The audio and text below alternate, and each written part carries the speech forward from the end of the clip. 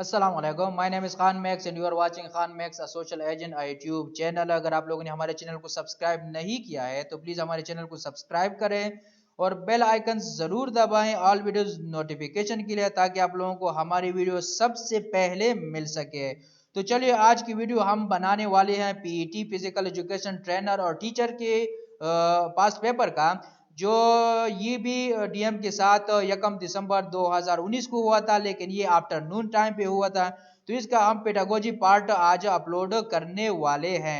इससे पहले उर्दू में हमने इस के कोई वीडियो नहीं अपलोड की हुई है, तो आज से हम इंशाल्लाह इसमें उर्दू वर्जन, पश्तो में ऑलरेडी हम इसको अपलोड कर चुके हैं, तो उर्दू वर्जन आज से हम अपलोड करने जा रहे हैं। तो चलिए, पहले हम पीटी से शुरू करते हैं। तो ये पीटी का पेपर है जो 1 दिसंबर 2019 को ईटा के थ्रू पर इवनिंग टाइम में हुआ था। सो पेडागोजी पार्ट है, तो let's start it. Number first है हमारे साथ kindergarten system of education introduced by. Kindergarten system, तालीम का जो किंडरगार्टन सिस्टम है वो किसने इंट्रोड्यूस किया था, मुतारिफ किया था? किंडरगार्टन कहते हैं, लफ्जी माना है इसका बच्चों का बाग। वो निज़ाम तालीम जिसमें बच्चे 3 साल में जो होते हैं उसके वो बच्चे इसमें दाखिल होते हैं। वहां पे जो लोकेशन होती है उस तरह बनाई जाती है जिस तरह की बाग हो। बच्चे वहां पे कील कूदते हैं, सिर्फ और सिर्फ उनका मकसद ये होता है कि वो स्कूल के साथ आदी हो जाए कि स्कूल में क्या होता है, स्कूल में इंटरेस्टेड होता है, स्कूल में आप लोगों के लिए फायदा है। तो that system is called kindergarten. Pakistan में तो लोकली नहीं है, अगर कुछ प्राइवेट स्कूल में हो तो उसका मुझे एग्जैक्टली पता नहीं है। तो ये किसने इंट्रोड्यूस किया था? Number 1 John Dewey, number 2 Friedrich Froebel, number C Plato, number D Aristotle. तो ये था हमारे साथ फ्रेडरिक फ्राइबल, जो हमारे साथ 1782 में पैदा हुए, 1852 में उसका इंतकाल हो चुका है। एक जर्मन पेडागोजी के एक्सपर्ट थे। तो इसने ये आइडिया पेश किया था कि किंडरगार्टन का होना चाहिए, बच्चों को इस तरह पहले इंट्रोड्यूस करना चाहिए स्कूल के साथ, ताकि उसको स्कूल पहले दिन से ही अच्छा लगने लगे। Number two, Piaget believe that children in the concrete operational stage have difficulty with। पियाजे का यकीन था कि बच्चे कंक्रीट ऑपरेशनल स्टेज में मुश्किलात का सामना करते हैं। किस किस्म की मुश्किलात होती है बच्चों को? तो perspective thinking, deductive logic, inductive logic, conversation. तो इसमें हमारे साथ क्या है? Deductive logic. डिडक्टिव लॉजिक उस मंतक को कहते हैं जब हम बहुत से मफरूजे दे के, एक से ज्यादा मफरूजे दे के फिर उसको हम पूरे के पूरे पॉपुलेशन पर जनरलाइज करते हैं। फॉर एग्जाम्पल, एक शख्स ने फॉर एग्जांपल कवि की मिसाल देते हैं। एक शख्स ने 10-15 कौवे देखे, फिर जब उसको पता कि उसको किसी ने कहा कि यार वहां पे कौवा बैठा है, तो इसने को डायरेक्टली पता लगेगा कि यार ये 10-15 कौवे मैंने देखे वो काले थे, तो इसका मतलब है कि जो कौवा उधर बैठा है वो भी काला होगा। तो इसको कहते हैं डिडक्टिव लॉजिक का सिंपल एग्जांपल मैंने दिया। इंडक्टिव लॉजिक, जब आपने एक या दो चीजें देखी, आपने उसको फिर डायरेक्टली जनरलाइज किया, तो इसका मतलब हो गया इंडक्टिव लॉजिक। कि आपने एक या दो कौवे देख के आपने फिर कहा कि सारे के सारे कौवे क्या होंगे? काले होंगे। तो इसलिए डिडक्टिव लॉजिक का जो आंसर होता है वो हमेशा सर्टन होता है, वो खामखा ठीक होगा। लेकिन इंडक्टिव लॉजिक का जो आंसर होता है, जो रिजल्ट होता है, वो क्या कहते हैं, प्रोबेबल होता है, वो मुतवक्की होता है, लेकिन यकीनन नहीं हो सकता, क्योंकि आपने एक दो चीज ही देखी है, ज्यादा तो नहीं देखी है। तो एक दो चीजों को सब पे जनरलाइज करना ये थोड़ा सा मुश्किल होता है, इसका रिजल्ट में आना, एग्जैक्टली रिजल्ट आना थोड़ा सा मशकूक होता है, तो इसलिए इसको प्रोबेबल होता है। तो पीएचए ने एक थ्योरी पेश किया है, उसको कॉग्निटिव डेवलपमेंट थ्योरी कहते हैं। उस थ्योरी में इसने मुख्तलिफ स्टेजेस तकसीम किए हुए हैं। उसमें एक स्टेज है सेंसरी मोटर स्टेज, दूसरा है प्री ऑपरेशनल स्टेज, तीसरा है कंक्रीट ऑपरेशनल स्टेज, चौथा है फॉर्मल ऑपरेशनल स्टेज। तो इसके हिसाब से इस पे मैं इंशाल्लाह अगला अलग वीडियो बनाऊंगा कि जीन पिएज है ने अपनी थ्योरी में क्या कहा है, किस अंदाज से कहा है। तो सिंपली मतलब ये है कि कंक्रीट ऑपरेशनल स्टेज में बच्चों को डिडक्टिव लॉजिक में तकलीफ होती है, मुश्किलात होती है। पर्सपेक्टिव थिंकिंग, कि एक चीज को एक खास एंगल से देखने के लिए जो थिंकिंग होती है उसको कहते हैं पर्सपेक्टिव थिंकिंग। कन्वर्सेशन, गुफ्तगू को कहते हैं। Number 3 sociological M.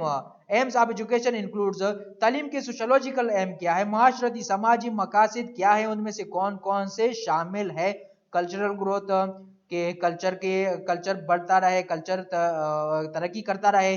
Skill development, कि उसको स्किल डेवलप हो, उसको हुनर मिलते रहे। और ड्यूटीफुलनेस, जिम्मेदारी का एहसास होता रहे। ऑल ऑफ द अबाउ, सारे के सारे। तो इसमें हमारे साथ करेक्ट आंसर क्या है? All of the above.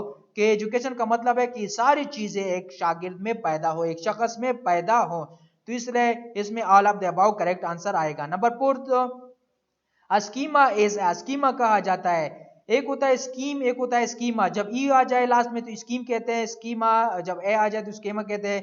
Overall जो खाका होता है, मंसूबा होता है, नक्शा होता है, उसको कहते हैं स्कीमा। जब इस नक्शे पे काम होता है तो इसको कहते हैं स्कीम। तो ये डिफरेंस है, आप लोगों को ये डिफरेंस याद रखना है। तो स्कीमा कहते हैं, स्कीमा किस चीज को कहते हैं? Category of knowledge that allows us to interpret और अंडरस्टैंड द वर्ल्ड।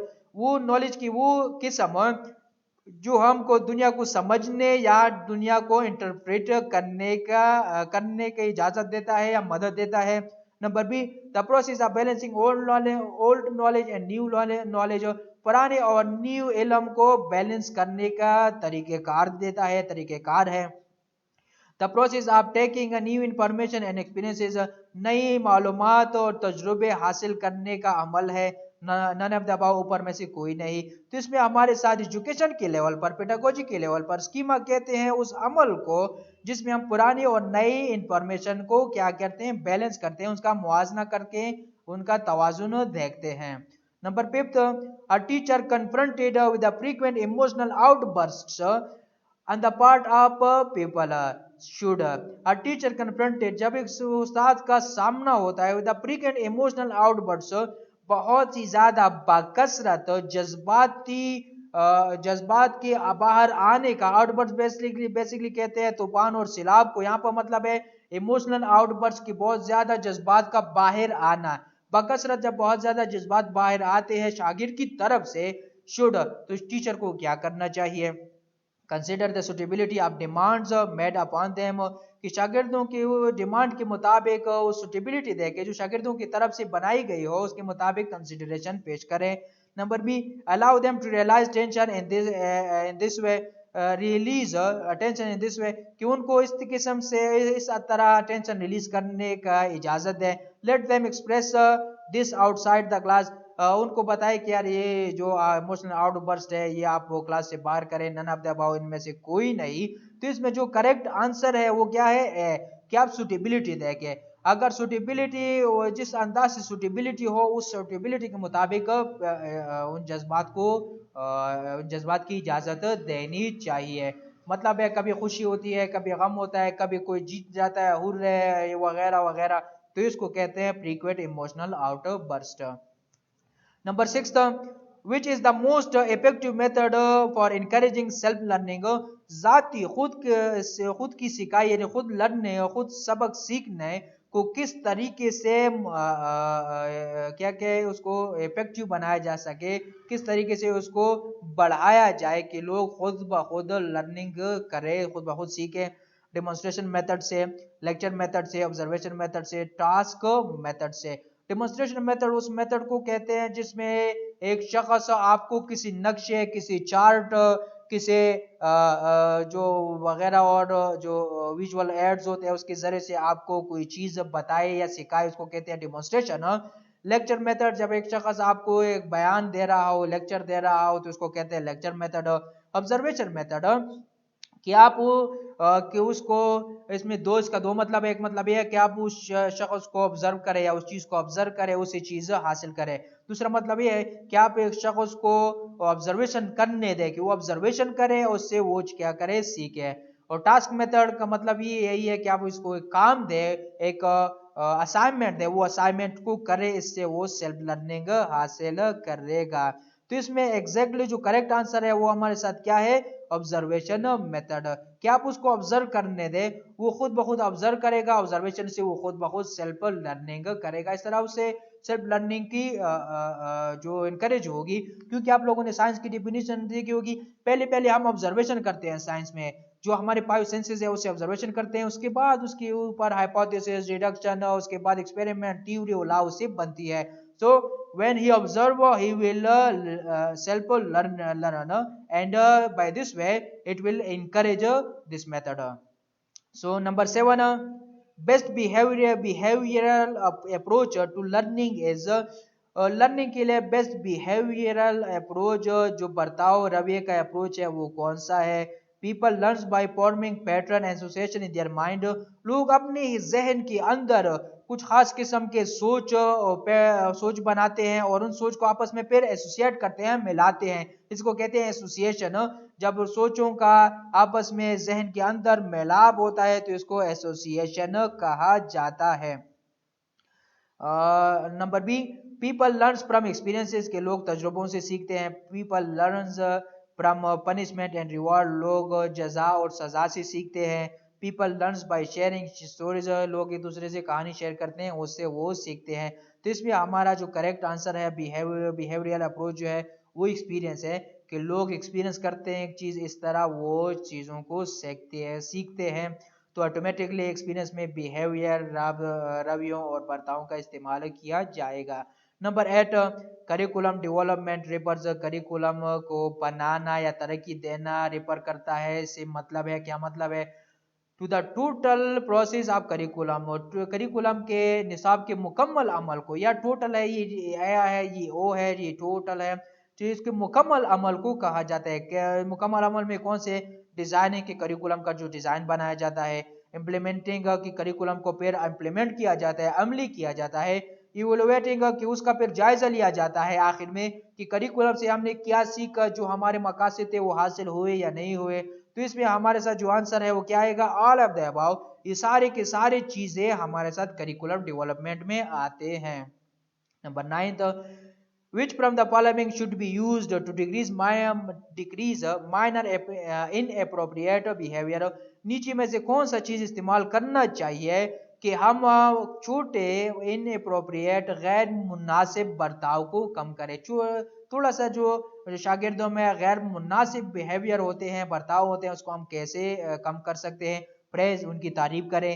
रिवार्ड, उनको इनाम दें। इग्नोरेंस, उनको इग्नोर करें, नजरअंदाज करें। स्ट्रिक्टनेस, की हम सख्ती करें। तो इसमें हमारे साथ क्या है करेक्ट आंसर, इग्नोरेंस। जब थोड़े से माइनर इनअप्रोप्रिएट बिहेवियर तो उसको इग्नोर करना चाहिए। Number 10, sound mind resides in sound body is said bye, sound mind sound body में, यानी साउंड माइंड सुकून, अच्छा जहन, तब अच्छा जहन एक अच्छे जिस्म में होता है। जब जिस्म ठीक ठाक होगा तो दिमाग सीधा काम करेगा। ये जुमला, ये अल्फाज किसके हैं, सोकरात के हैं, प्लेटो अफलातून के हैं, अरिस्टोटल अरस्तु के हैं, रोसो या रोसो के हैं। तो इसमें हमारे साथ करेक्ट आंसर क्या है, एरिस्टोटल है। ये एरिस्टोटल के हैं।